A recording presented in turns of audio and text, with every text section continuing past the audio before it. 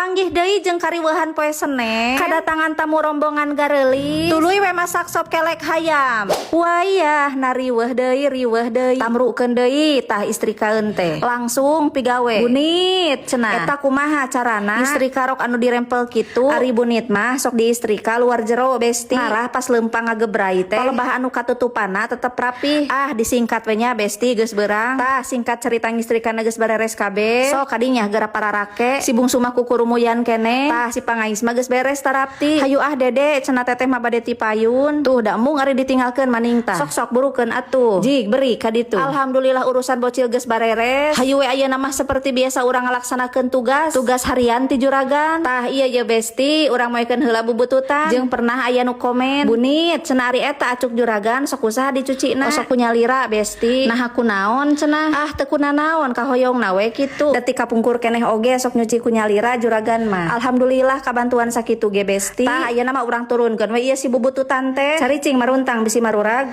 Tah ayeuna mah sok sarare kadinya.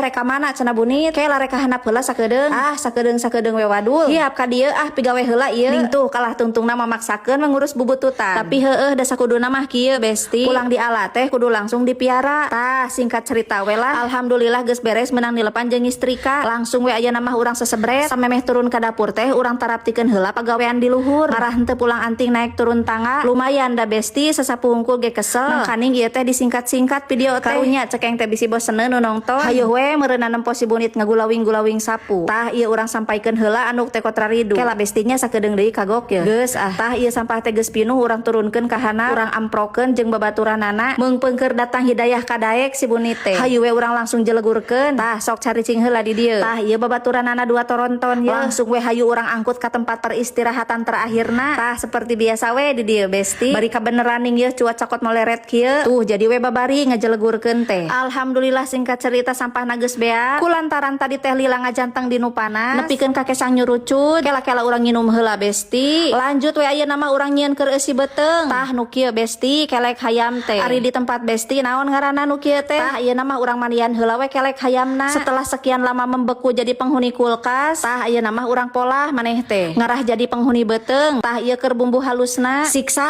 Tah tuluy urang wortelan ngarah reunceuh. Tuluy aya sesa engkol saeutik asupkeun. Lanjut we mutilasi bawang daunna. Tomatna deui tong poho. Langsung we urang gojojoskeun bumbu halusna.